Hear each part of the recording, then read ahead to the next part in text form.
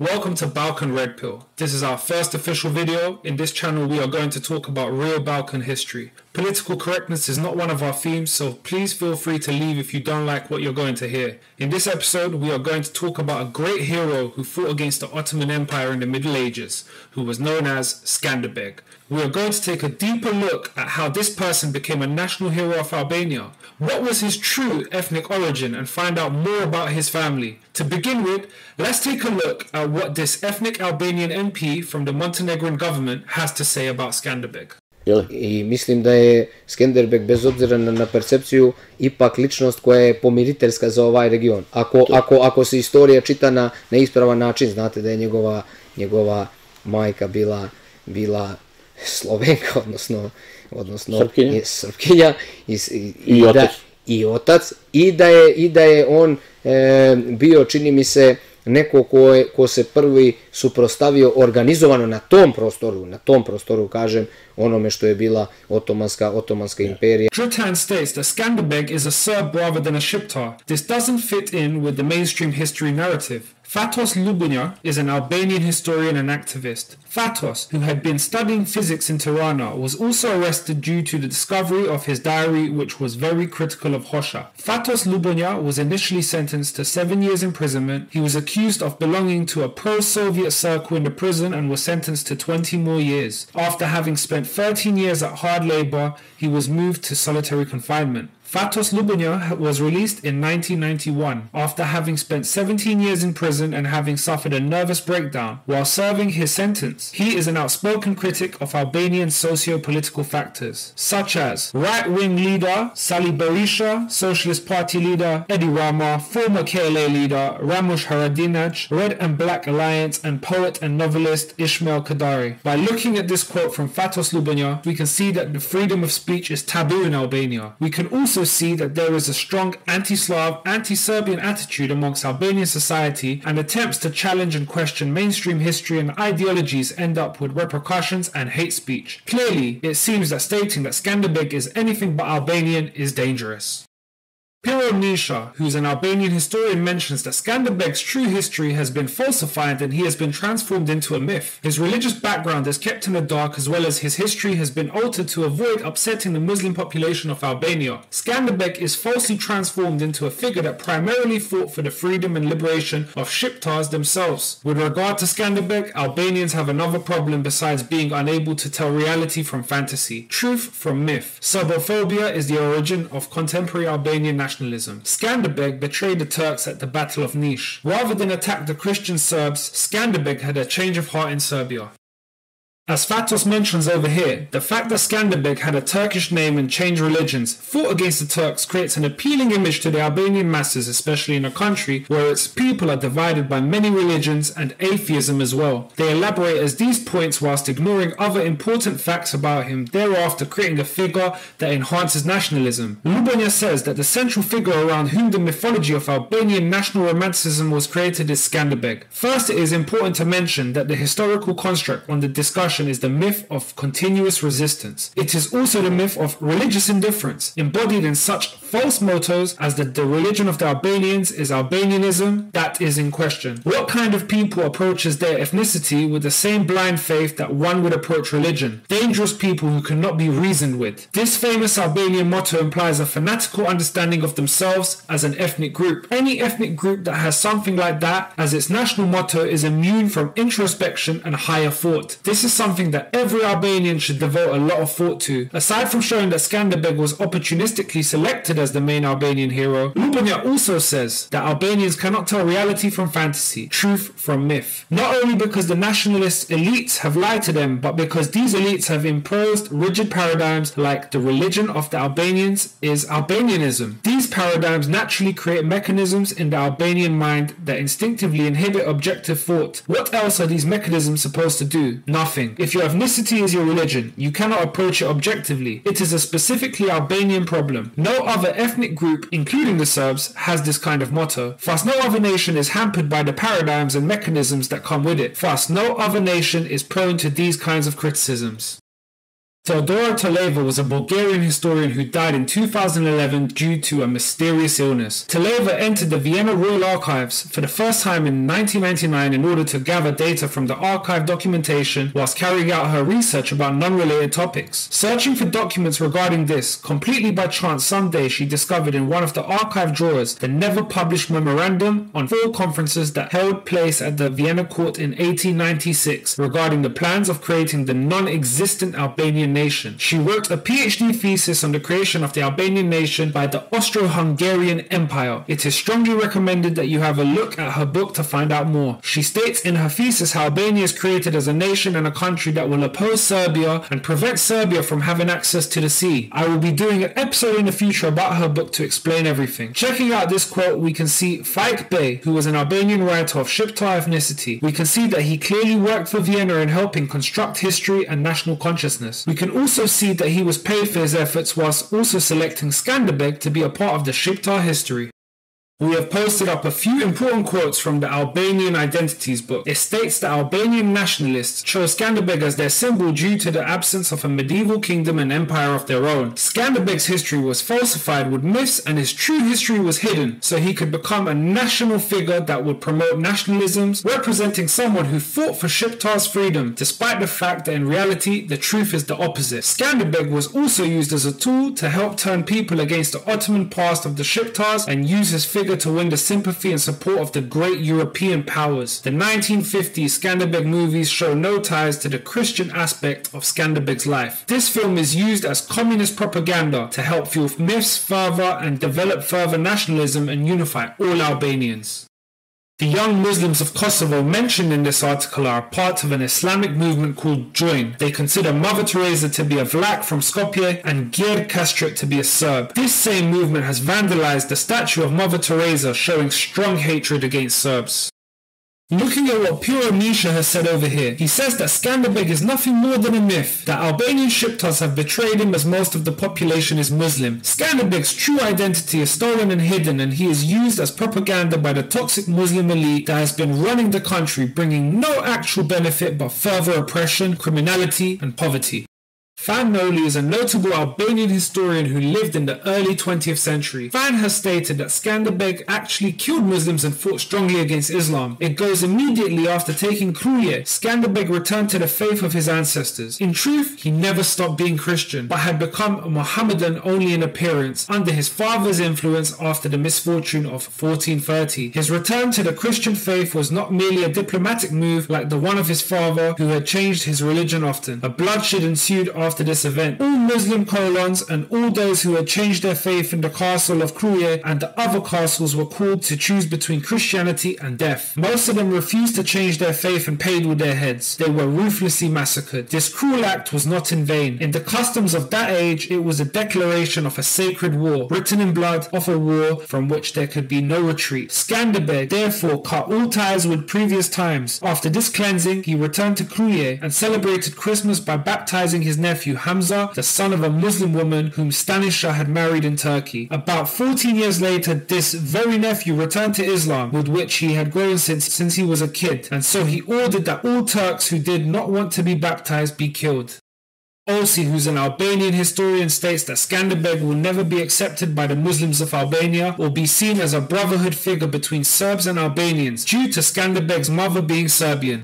For us to look at Skanderbeg's history accurately, we need to look at the history of the region around him to generate a truthful picture. With the untimely and mysterious death of Emperor Dusan in 1355, there were dynastic conflicts and fights within the Serbian throne itself between Dušan's son Uroš and Dušan's half-brother Siniša. Siniša was overthrown by Uroš, who was given the Serbian throne at the Skopje Parliament in 1357. The once centralized and unified Serbian state began to crumble due to Emperor Uroš's weak rule. The state was beginning to split into territories and areas ruled by independent and powerful lords. During Uroš's empire, Mrnjavčević, who ruled in present-day northern Greece and most of southern Serbia, present-day Macedonia, emerged to power. One of the most notable members of Mrnjavčević's was Prince Marko. The brothers Jovan Dragaš and Konstantin Dragaš Dejanović, who are nephews of Emperor Dušan, ruled the eastern parts of southern Serbia, present-day Macedonia. Vuk Branković, who was the son-in-law of Prince Lazar, held Kosovo and Metohija, especially the Drenica area. The central parts of Serbia around Morava were ruled by Prince Lazar Hrebljanović. Through his wife Princess Milica, they were related to the Nemanjići. The father of Milica was a direct descendant of Stefan Nemanja himself. In the north of Serbia, around Braničevo and Kučevo, the Rastislalići brothers held power. The areas from Mine, Drina and Kosovo all the way to the sea were held by the great lord Vojislav Vojinović, and after his death his nephew Nikola Altomanović. The Balšići ruled Zeta and considerable parts of current Albania, where they have been rulers since 1360. The Balšići ruled for a total of about 60 years. The rest of Albania was dominated by semi-independent local and powerful lords. At the beginning of the 15th century, the dynasty of the Dukajin and the Muzaka families began in the north, Kastriot in the middle, and Ardianiti in the southern part of Albania. The region governed by the Kastriots, who were Orthodox Serbs, was a town called Kroja, with its wider surroundings, therefore present-day central Albania. Ivan Kastriot was the undisputed master of this region. His wife was Vojislava. They had 4 sons who were called Stanisha, Repoš, Kostadin and Djurdaj. The nearby Zeta region at that time was ruled by the Lord Balša III. He died in 1421. The ruling rights of the Serbian land Zeta, formerly Duklja, are handed over to his uncle and Serbian despot Stefan Lazarević. In the years 1422 and 1423, compatriots and allies Ivan Kastriot and despot Stefan Lazarević unsuccessfully besieged Shkodër, which was the old Serbian capital city that was then under the rule of the Venetian Republic. Ivan Kastriot was also one of the financiers of the Hilandar monastery. He built a pirk, which is a tower built next to the Hilandar monastery that was used for the defense against pirates and robbers. Ivan Kastriot was a Serb and an Orthodox Christian. If he was not a Serb but a Shqiptar, he would have built an Albanasian Shqiptar monastery on Afos like other Orthodox peoples such as the Greeks and Russians. The son of Ivan Kastriot, Repoš, who was an Orthodox monk, was buried in Hilandar. The territories of the local lords of Albania have been conquered gradually by the Ottomans that have advanced from the south since 1417. Around 1430, the central regions of Albania were subjugated by the Turks. They formed an Albanasian Sanjak, to which the territory of the great Turkish opponent, Master Ivan Kastriot, falls, and they are overpowered by the Ottoman force. The youngest son of Ivan Kastriot, Djurdaj, falls into Ottoman captivity. Pushed as a slave, he will later be named Skanderbeg. While Djurdaj Kastriot formally embraces Islam and becomes a loyal subject of the Sultan on July 19, 1427, despot Stefan Lazarević dies. The authority of the Serbian Zeta, Duklja, is handed over to Djurdaj Branković. He ruled the Serbian state almost until its final collapse in 1459. Around 1455, Zeta began to be taken over by Crnojević. They are also the last Serbian despots whose territories were conquered by the Turks in 1499. Djurdaj Kastriot, Skanderbeg or Skanderbeg, as known in Turkish, which translates to Prince Alexander, named after Alexander the Great, was born in 1405 to the noble Kastriot family. Sultan Murad II took him hostage in 1423 and he fought for the Ottoman Empire during the next 20 years. He was appointed governor of the Sanjak of Dibra by the Ottomans in 1440. Taking advantage of the Hungarian-Turkish War in 1442 to 1444 and the instability within the Ottoman Empire, Skanderbeg rebelled against the Sultan. In 1443, he deserted during the Battle of Niš and became the ruler of Kruje, therefore ruling over his birthplace and thus restoring the power of his family. In 1444, he organized local leaders into the League of Leisure, a federation aimed at uniting their forces against the Ottomans. Skanderbeg's first victory at the Battle of Torviol in the same year marked the beginning of more than 20 years of war. All those who converted to Islam and refused to return to the faith of their fathers were killed. Some sources state that there were thousands of people who were executed. For almost 3 decades, from 1443 to 1468, Djurdaj Kastriot, Skanderbeg, would resist the Ottomans. He displayed marvelous heroism, enviable strategic skill, and extraordinary knowledge of the Ottoman tactics, and held considerable diplomatic skills. During the beginning of his reign, he was one of Mlečic's fierce opponents. In 1455, they all came to a peace agreement with the help of an ally and friend despot Djurdaj Branković. Branković sent his Duke Altoman with 12,000 soldiers from Zeta to help Skanderbeg. In 1448, the Venetian Republic was afraid that King Alfonso of Naples would join the alliance of Skanderbeg and despot Brankovic. Later, however, Skanderbeg will ally himself with the ruler of Naples, and the alliance will continue through Alfonso's son. Because of this, the Venetians decide to go after Skanderbeg. They convince their deputies in Shkodër that they should contact and unite with the Ottomans, and with the help eradicate Skanderbeg, not only from Albania but from the world as well. Just 2 years later, a Turkish offensive led by Sultan Murat II personally struck at Skanderbeg and put him in a difficult position. However, with the help of Mlecic, Dubrovians and other Christians from the coastal areas, Skanderbeg led great resistance against the Ottomans. Skanderbeg established and formed kinship relationships through marriages, predominantly with members of his Serbian people. Skanderbeg married off his sister to despot Stevan Crnojevic, the Lord of Zeta, and through that side he had formed kinship relationship and received support. His nephew Ivan Crnojevic was one of the last true Serbian dynasties. He founded the Cetinje monastery and also in 1493 founded the first Serbian Cyrillic print factory. Skanderbeg married Danica, or otherwise known as Donica in Latin, who was the daughter of the great lord of Elbasan, George Arianin Komnen. Carlo Topia, predecessor and cousin of George Arianin Komnen at the Catholic monastery in Elbasan, stored the relics of the Serbian lord Duka, Jovan Vladimir, bearing trilingual inscriptions in Serbian, Greek and Latin. After the fall of Smederevo in 1459, Stefan Brankovic, the blind son of the despot Djurdaj Brankovic, first took refuge in Buda and shortly afterwards at his sister Katarina's place, the widow of Count Ulrik Chelski. He then made his way across Shenj and Dubrovnik to Albania to his father's friend Skanderbeg. With Skanderbeg's personal mediation, he married the sister of Skanderbeg's wife, Angelina, who was the daughter of the lord of the city of Elbasan and the surrounding area, George Arian Komnen. The wedding took place in 1461 in Shkodër, which was then ruled by Skanderbeg. The family lived in Skanderbeg's place for a while. The firstborn son, Djurdaj, seems to be named after Skanderbeg. Later, he would become the despot of Srem and then the Archbishop of Belgrade Srem, Bishop Maxim. He is also noted for arranging the Vlach Orthodox Church. Another son, Jovan Brankovic, will also be a Srem despot. Their mother, Angelina, will be canonized by the Serbian Orthodox Church and proclaimed a Serbian saint. Both her sons and her husband, Stefan Brankovic the Blind, will also be proclaimed Serbian saints. Sultan Mehmed II will conquer the Serbian state of Bosnia in 1463. 2 years later, Herzegovina also falls into Turkish occupation.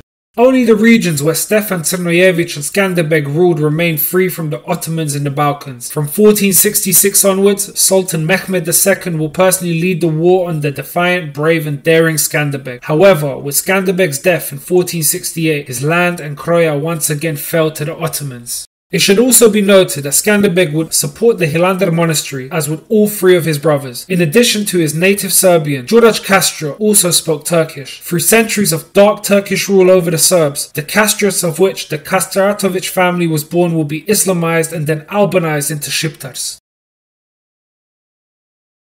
When Austro-Hungarians decided to create an Albanian nation, they wanted to find a hero. But Albanian Muslims didn't have any heroes because all their famous people were people who had invaded Europe.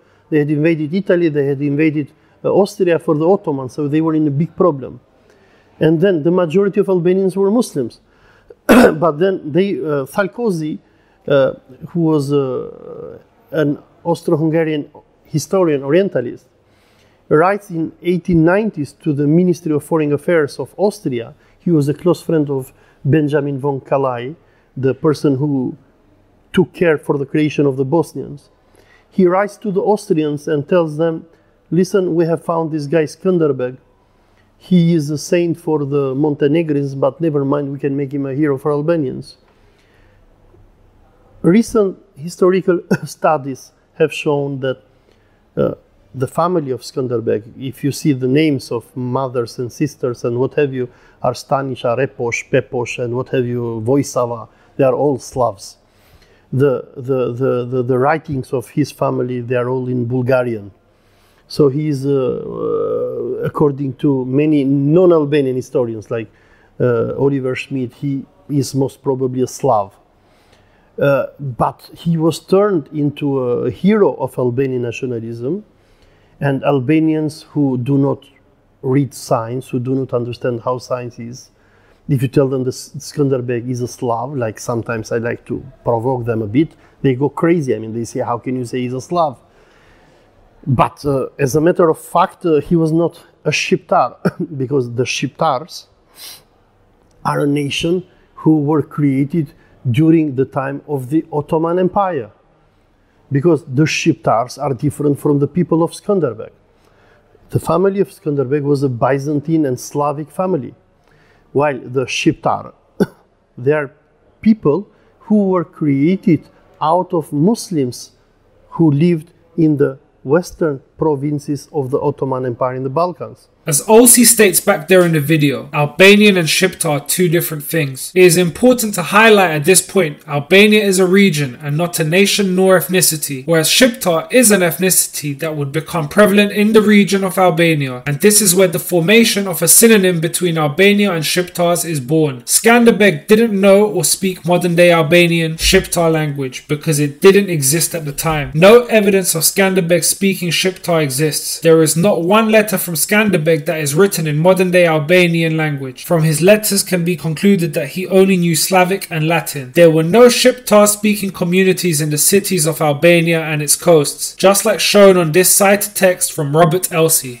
Here Epirus is mentioned. Skanderbeg was known as the Prince of Epirus, and Epirus in that time had no Shqiptars or Arbanas, as Epirus was populated by Serbians, Vlachs and Greeks. Skanderbeg, being a Serb, refers to Albania as a region and not as a synonym for Shqiptar. Marin Barleti himself states how Skanderbeg spoke Serbian and Latin, as well as wearing Serbian clothing, according to the 17th century Croatian scribe. Andrija Kačić Miosic, 1704 to 1760, was a Croatian poet and Franciscan friar, descendant of one of the oldest and most influential Croatian noble families, Kačić. Here's a list of Serbian biographies of Skanderbeg that were published about Skanderbeg, yet none exist of Skanderbeg in Shqiptar from that time period. Here is a quote from Feodor Spandunas, who was an early 16th century Byzantine historian. In his book of Turkish history, year 1551, he wrote that Skanderbeg is a physically strong man, Serb by nationality. Let's take a look at some of Skanderbeg's letters addressed to Dubrovnik in Serbian language and Cyrillic script. We see from letters that he holds relationships with other Serbians, as well as having a Serbian name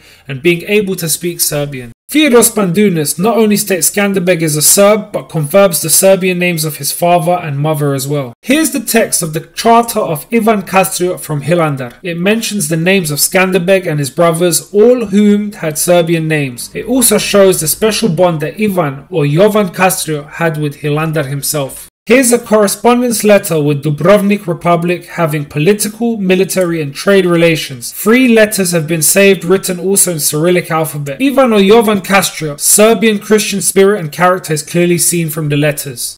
This 1927 Macedonian article states that Skanderbeg's great-grandfather was Branilo and Skanderbeg's father was Ivan. Rol të veçantë luajti në këtë kohë principata e Kastriotëve, e udhëhequr nga gjoni ose në dokumentet njihet me emrin autentik Jovani, i ati i Skanderbeut.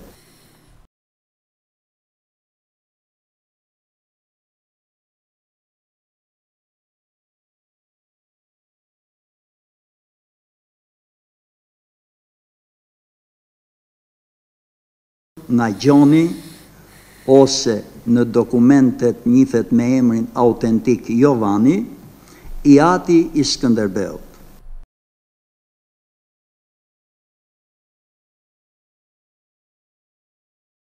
Kur është fjala për të regjistruar një zonë të caktuar, besnik në kuptimin që e shënon të atë, për shembull emrin siç ja thoshje ti, vetë personi, apo përfaqësuesi i fshatit, prandaj emrat janë të saktë, emri i vendit, ashtu siç e dëgjonte nga vendasi, dhe jo të përkthyer siç mund bënin regjistruesit slav apo regjistrues të tjerë perëndimor, që një fshat për shembull nëse quhet Kodra e Diellit e përkthen në italisht apo në serbisht, nuk e le shqip, osmanët e linin shqip.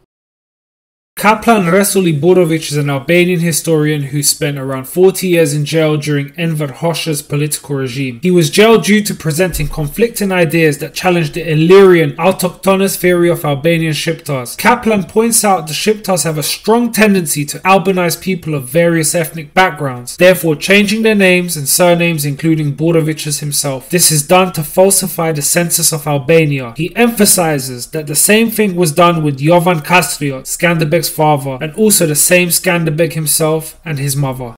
This 1868 German encyclopedia states that Skanderbeg's great-grandfather was Branilo, a classic Serbian name. No Shqiptar bears this name. Here's a list of Skanderbeg's siblings, all bearing Serbian Orthodox names. We will show a clip of Paskal Milo, who is an Albanian historian. He will point out some important facts about Skanderbeg. Let's take a look at this video. Duhet ta zbresim Skënderbeun vërtet, këtu është të çmitizojmë figurën. Ta zbresim çfarë ka qenë Skënderbeu në të vërtetë.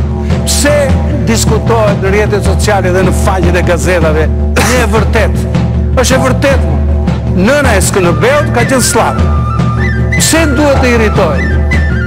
Pse duhet na vi keq? Është e vërtet që Skënderbeu ka lindur ortodoks. Po pse gjanëm duhet krijoj reagime në rrjetet sociale se Skënderbeu ka lindur ortodoks. E dyta, ne me slavët e asaj kohe, ne, paraardhësit tanë, Skënderbeu, arbërit, nuk kanë patur përplasje historike siç filluan të kenë në shekujt e mëdhenj. Absolutisht. S'kan pasur asnjë gjë. Kanë dhënë, kanë martuar fëmijët e tyre me njëri tjetrin, motrat, vëllezërit.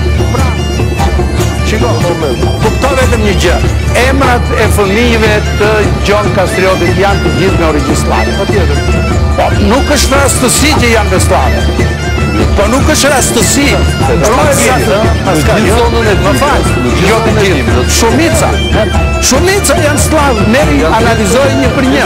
Pse duhet na vi keq? Jo, është pjesë e mitit dhe kjo. Është pjesë e mitit. Ne pra, nëse duam, një tjetër, kanë nënë slavë. Nëse neve duam ta zbresim Skënderbeun me këmbë në tokë, dhe si figurë reale historike, duhet i themi disa gjëra që i kanë thënë, nuk i themi neve sot tu. I kanë thënë historian me kohë, me shekuj. Okej, duhet para pranojmë opinioni ynë nga njëherë bëhet sklav i disa skemave të indoktrinuese, jo me qëllimet këqija në të kaluarën në rilindjen kombëtare.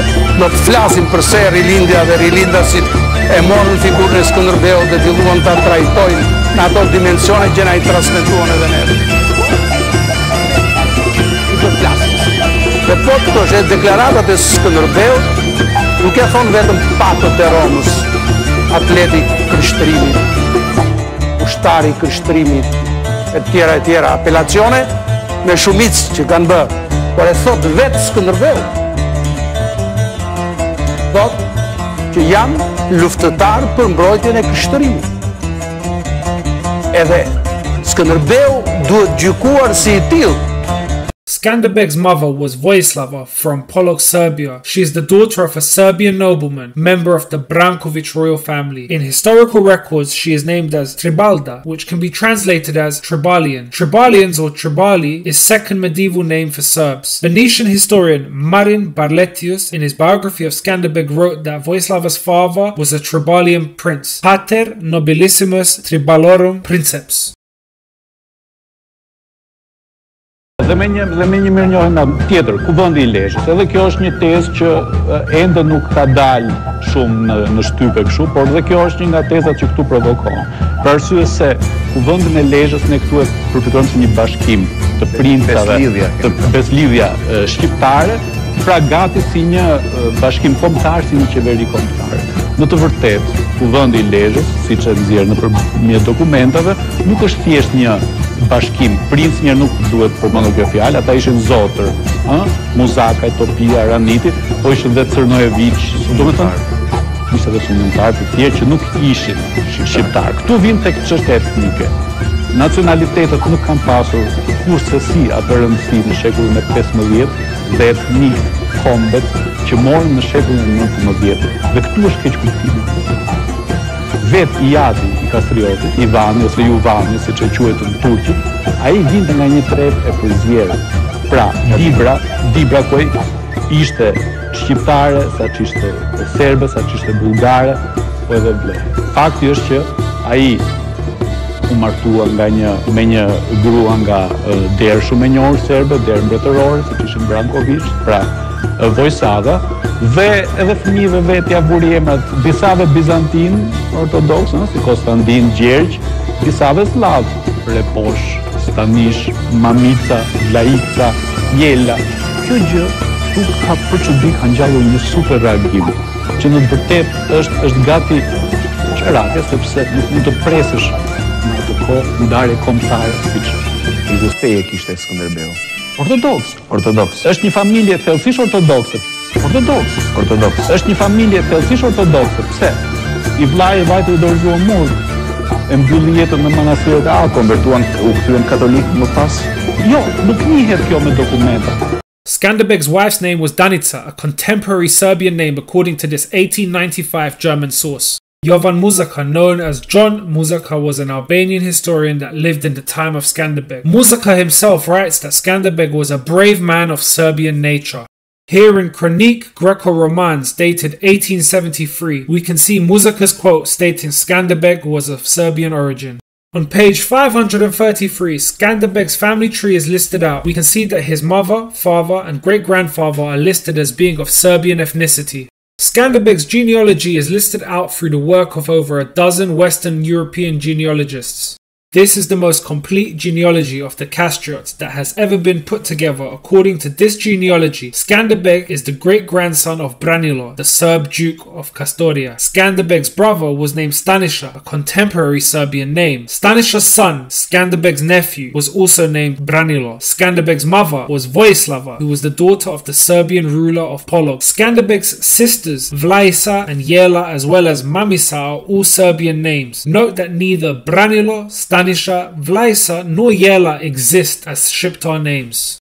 This picture here shows a manuscript source dating from the mid-17th century, known as the Transcript of Grbovnik Sharola. Here we see what is probably the original coat of arms of Kastriot, which with its 3 golden castles is actually an allusion to the family name, and is located between the claws of the eagles of Rashka and Epirus. On the side, next to the name Skanderbeg, is the title Roy Desrui or Despot, which translates to King of Serbia and Despot, which is explicitly repeated in French once again at the bottom of the text. It is well known that later, the black 2-headed eagle which Skanderbeg used derives from the Serbian family Crnojevic from Zeta, to whom he gave his sister into marriage. Here's a source from Konstantin Djurdaj. Djurdaj was an Austro-Hungarian Czech historian, politician, diplomat and Balkanologist. He states that Skanderbeg's family was Slavic, his great-grandfather was Branilo. Here are more sources that confirm Skanderbeg's Serbian ethnicities, such as the Islamic Encyclopedia, University of California, as well as 19th century Serbian historical articles and such others. Here are poems about Skanderbeg, which are written in Serbian dated back to 1883. It's interesting to note that the Arbanas have been used as soldiers in Skanderbeg's army, as poetry depicts. When in 1912, during the formation of the Albanian nation, the question of how its emblem should look like rose up. Going back to the great era of Skanderbeg seemed self-evident. This posed a problem to find the right emblem and colours. The answer was found in the biography of Skanderbeg by Marlin Barletius, who wrote, Skanderbeg bore a red banner with a black 2-headed eagle. The remark that this should have been the arms of the Kastriot family has been disputed by Ludwig von Faloski, the editor of the Acta Albani, in his promemoria of the end of December 1913 about the new arms of the Principality of Albania. Jovan Kastriot, the father of Skanderbeg, would not have had the right to bear the 2-headed eagle, which is demonstrated by the fact that he only sealed with a signet ring. On the seal of Jovan Kastriot was a head directed to the left within a circle, it as a wafer print on a passport passport issued by Jovan Kastriot and his sons to the merchants travelling from Dubrovnik, Ragusha, through his territory to Prizren. Djurdaj Kastriot now and then sealed with a signet ring. On it was a naked Leda and a swan. The prints known to date from 1459, that is to say 9 years after the oldest known occurrence of the seal with a two-headed eagle. This means that the use of a signet ring does not say anything about the possessor having another seal, probably with the two-headed eagle of the Nemanjić dynasty. The seal with the two-headed eagle of Skanderbeg occurs, according to Faloshki, 2 times. Once from a print in the Haushof und Staatsarchiv, the other should have been in the KK Hof Bibliothek but could not be found. Here we have found Skanderbeg's stamp of seal. It has Greek letters going around with a double-head eagle in the middle and an animal that resembles a marten, otherwise known as a kuna, that is found on the coat of arms of Slavonia. The Greek letters translate to Alexander by God's grace and his own right ruler of the Romans, grand ruler by his own right of the Turks, king of Albania, Serbia and Bulgaria. I want to point out that nowhere does it say that Skanderbeg was the ruler of Shqiptars or their country, Shqipria. The Foinica coat of arms, so named because it has been kept in the Franciscan monastery in Foinica since ancient times, is the only and oldest collection of coat of arms that has been preserved in the territory of Bosnia and Herzegovina since 1340. The first to write about this Grbovnik was Bosnian Franciscan Ivan Franjo Đukić. The English travel writer Arthur Evans, in his book Through Bosnia and Herzegovina at the time of the revolt of 1875, in his impressions of the convent of monastery, says that the Grbovnik states that perhaps the most interesting is the antiquity of the whole of Bosnia. The coat of arms of Skanderbeg, Djurdaj Kastriot, was a two-headed eagle sable crowned with a blue triangle reversed on top, featuring a 6-pointed star with a golden field in the backdrop. Skanderbeg's coat of arms are also documented by Foinica Armorial, with several rolls of arms now kept in Italy. We can see that he's called Kastriotic. On the right hand side we can see the tribe of Kastriotics written on the top. The ich is a very common ending for Serbian surnames. Shqiptars don't have this amongst their surnames. This complex coat of arms represents the mark of the Serbian Emperor Stefan Dušan, with the coat of arms of the regions he allegedly ruled within the Illyrian Empire: Macedonia, Slavonia, Bosnia, Bulgaria, Dalmatia, Serbia, Croatia, Raška and Albania. The territorial coats of arms in it are marked with letters and arranged in a clockwise direction as they appear in this coat of arms. In the middle of the coat of arms, 2 smaller shields stand out, representing the Nemanjić and Kotromania dynasties. Today's Serbian, Montenegrin and Albanian flag all have the double-headed eagle as their coat of arms. All of these eagles pull their roots from the Serbian dynasties of the Nemanjići, Emperor Dušan and Crnojević. Here's a picture of a Shqiptar football player who plays for Switzerland rather than his own home country, making the double-headed eagle hand gesture. We can see that he is paying respect, showing love and appreciation to the Serbian dynasties and nations. Let's have a look at what this Serbian doctor and historian who goes by the name of Miroljub Petrović has to say about the flag of Albania. Kako znamo da je ovo srpska zastava? Pa znamo jednostavno, u pitanju je dvoglavi orao.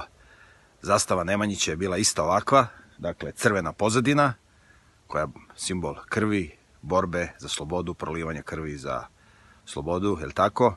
A dvoglavi orao je također bio na zastavi Nemanjića, samo što je bio bele boje. Zašto je bio bele boje? Pa zato što je bela boja simbolizovala kraljeve i careve, tako? Istu belu boju je imao i kralj Nikola na crvenoj pozdini, isti ovakav dvoglavi orao, ali beli, kao kralj Nikola koji je imao. Skenderbeg nije bio kralj, on je bio knez i kneževi nisu mogli da uzimaju belu boju za dvoglavog orla. Boja je bila crna, on je bio knez Epira, je tako? Dakle, srpska zastava samo u različitim bojama. Negdje je bio beli dvoglavi orao, negdje crni, kao u slučaju Skenderbega, ali dakle, kada vidite, draga braćo, ovakvu zastavu, treba da znate da je to srpska zastava, da poljubite zastavu, dakle, srpsku zastavu, i kada oslobodimo trenutno i privremeno okupirane srpske zemlje, ova zastava će nastaviti da se vijori kao što se i sada vijori, je tako? Kao uspomena na velikog srpskog junaka i viteza Đurađa Kastriota Skenderbega.